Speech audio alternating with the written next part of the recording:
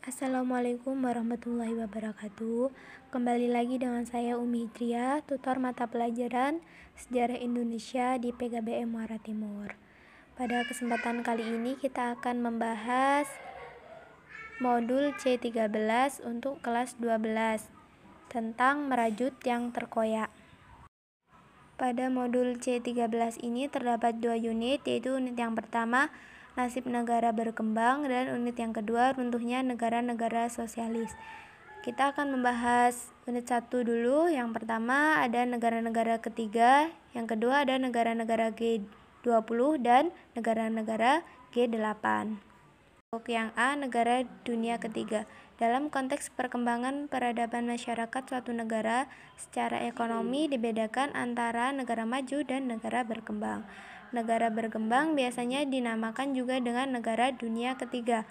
Pendapatan per kapita merupakan indikator terpenting dalam mengukur tingkat kesejahteraan rakyat suatu negara. Sebuah negara dikatakan makmur apabila rakyatnya memiliki pendapatan per kapita yang tinggi. Namun, tingginya pendapatan per kapita bukan penentu kemakmuran suatu negara. Meskipun negara itu pendapatan per kapitanya tinggi, namun jika terjadi perang saudara di dalam negara tersebut, maka tidak dapat dikatakan sebagai negara makmur atau sejahtera. Mengapa demikian? Karena dengan adanya peperangan banyak menimbulkan kematian, penderitaan, dan rasa tidak aman. Suatu negara dikatakan makmur atau sejahtera apabila rakyatnya yang hidup miskin berjumlah sedikit. Di negara-negara berkembang biasanya tingkat pengangguran tinggi. Sedangkan di negara maju umumnya angka kematian bayi dan ibu melahirkan rendah. Hal ini disebabkan penduduk mampu membeli pelayanan kesehatan dan obat-obatan yang memadai. Sebaliknya di negara berkembang. Nah, apa saja ciri umum negara berkembang? Yaitu ada 10. Yang pertama, pertanian termasuk peternakan dan perikanan hanya untuk memenuhi kebutuhan sendiri dan keluarga. Yang kedua, pada umumnya aktivitas masyarakat menggunakan sarana dan prasarana tradisional. Yang ketiga, perkembangan ilmu pengetahuan dan teknologi berdasarkan pengalaman dan lamban. Yang keempat, pendapatan relatif rendah. Yang kelima, pendidikan penduduknya rata-rata rendah. Yang keenam, sifat penduduk yang kurang mandiri. Yang ketujuh, sangat tergantung pada alam. Kedelapan, tingkat pertumbuhan penduduk tinggi. Yang kesembilan, angka harapan hidup rendah. Dan terakhir, intensitas mobilitas rendah. Berikut 10 adalah ciri-ciri umum negara berkembang. Pada bagian B yaitu negara-negara G20. Negara-negara anggota G20 atau Group of 20 atau biasa kita sebut G20 adalah singkatan dari Group of 20 yang dalam bahasa Indonesia disebut dengan kelompok 20. Seperti namanya, anggota G20 terdiri dari 19 negara dengan perekonomian besar dan ditambah dengan Uni Eropa.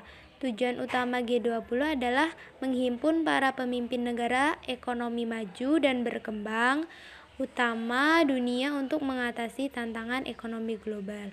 Pertemuan para pemimpin negara G20 dilakukan setiap setahun sekali, sedangkan pertemuan para menteri keuangan dan gubernur bank sentral dilakukan beberapa kali dalam setahun.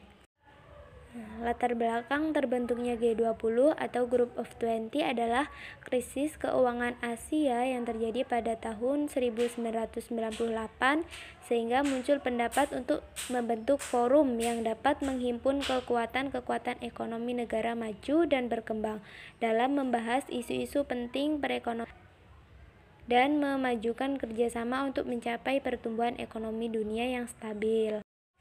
Nah, berikut ini adalah negara-negara anggota G20 yang mewakili 2/3 populasi dunia dan SSL, Produk Domestik Bruto PDB dunia. Republik Indonesia juga merupakan anggota G20. Kita bisa lihat bersama ya, bisa kita pelajari bersama. Oke, next. Masuk bagian C yaitu negara-negara anggota G8. G8 atau Group of 8 atau dalam bahasa Indonesia disebut dengan kelompok 8 dalam sebuah forum internasional yang terdiri dari pemerintah 8 negara maju di dunia yang membahas tentang perekonomian dan politik. Pertemuan antar kepala pemerintah negara-negara anggota G8 ini dilakukan secara rutin setiap tahun. Hingga pada tahun 2007, G8 telah melakukan 43 kali pertemuan konferensi tingkat tinggi atau KTT. KTT G8 pada tahun 2017 diselenggarakan di Italia, sedangkan pada tahun 2018 diselenggarakan di Kanada. Selesai sudah unit 1. Pada C13 ini kita bahas, kita belajar bersama-sama. Berikut ada penugasan, yaitu sebutkan 20 negara anggota G20. Nanti teman-teman bisa kirim jawabannya lewat link yang sudah disediakan. Saya kira cukup sekian pertemuan kali ini. Terima kasih karena sudah menyimak dan selamat belajar. Assalamualaikum warahmatullahi wabarakatuh.